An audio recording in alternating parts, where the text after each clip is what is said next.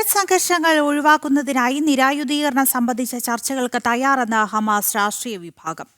Palestine രാഷ്ട്രം യാഥാർത്ഥ്യമാക്കാനുള്ള പ്രതിരോധ നടപടികളാണ് തങ്ങൾ സ്വീകരിക്കുന്നതെന്നും ഹമാസ് പൊളിറ്റിക്കൽ ബ്യൂറോ അംഗം ബെസേം നൈം അറിയിച്ചു. സമാധാന നിർദ്ദേശങ്ങളുടെ രണ്ടാംഘട്ട ചർച്ചകൾ പുരോഗമിക്കുന്നതിനിടെയാണ് ഈ നിർണായക നിലപാട്. അതിനിടെ സമാധാന നിർദ്ദേശങ്ങൾ ചർച്ച ചെയ്യുന്നതിനായി യുഎസിൽ ഖത്തർ, ഇസ്രായേൽ പ്രതിനിധികളുടെ യോഗം നടന്നു. സ്റ്റീവ് വിറ്റ്കോഫിന്റെ സാന്നിധ്യത്തിലായിരുന്നു യോഗം. വിശദാംശങ്ങളുമായി ഇന്റർനാഷണൽ ഡെസ്കിൽ നിന്ന് ഐസൻ ചേരുന്നുണ്ട്. ഐസൻ, ഹമാസ് അയയുന്നു എന്ന് വേണ്ടേ ഇതിലൂടെ മനസ്സിലാക്കാൻ?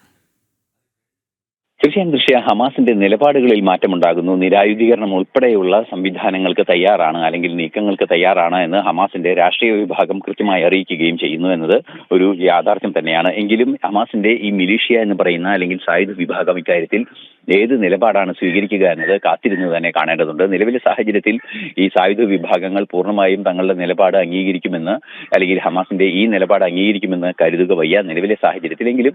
ഒരു പ്രതീക്ഷാ നിർഭരമായ ഒരു കാര്യമാണ് നെയ്മിന്റെ ഭാഗത്തു നിന്നുണ്ടായിരിക്കുന്നത് എന്നാണ് ഇപ്പോൾ മനസ്സിലാക്കാൻ സാധിക്കുന്നത്. നേരത്തെ സൂചിപ്പിച്ചതുപോലെ തുടർ ചർച്ചകളുടെ ഭാഗമായി നിരായുധീകരണം സാധ്യമാക്കാൻ അത്തരത്തിൽ നീക്കം നടത്തണമെങ്കിൽ തങ്ങളുടെ ആയുധങ്ങളെല്ലാം തന്നെ മരവിപ്പിക്കാൻ, ആയുധ ശേഖരങ്ങളെല്ലാം തന്നെ മരവിപ്പിക്കാനും അത് ഉപയോഗിക്കില്ല എന്ന ഉറപ്പ് നൽകാനും തയ്യാറാണ് എന്നാണ് ഇപ്പോൾ അദ്ദേഹത്തിന്റെ ഭാഗത്തു നിന്നൊരു നിലപാട് വന്നിരിക്കുന്നത്. നേരത്തെ നിരായുധീകരണത്തെ അംഗീകരിക്കില്ല എന്ന മിലീഷ്യ വിഭാഗത്തിന്റെ നിലപാടിന് നേരെ വിപരീതമാണ് ഇദ്ദേഹത്തിന്റെ നിലപാട് എന്നതും പ്രധാനമാണ്. മാത്രമല്ല, ഇന്ന് നടന്ന ചർച്ചകളും പ്രതീക്ഷ നൽകുന്നതാണ്. ഖത്തർ, ഇസ്രായേൽ പ്രതിനിധികൾ അമേരിക്കയിൽ സ്റ്റീവ് വിറ്റ്കോഫിന്റെ സാന്നിധ്യത്തിൽ, നമുക്കറിയാവുന്നതാണ് അദ്ദേഹമാണ്, സ്റ്റീവ് വിറ്റ്കോഫാണ് ഈ മധ്യസ്ഥം വഹിക്കുന്നത് ട്രംപിന് വേണ്ടി.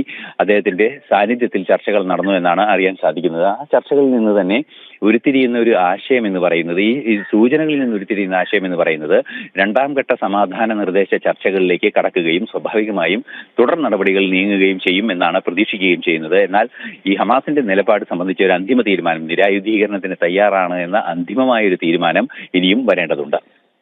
വിശദാംശങ്ങൾ നൽകിയത്.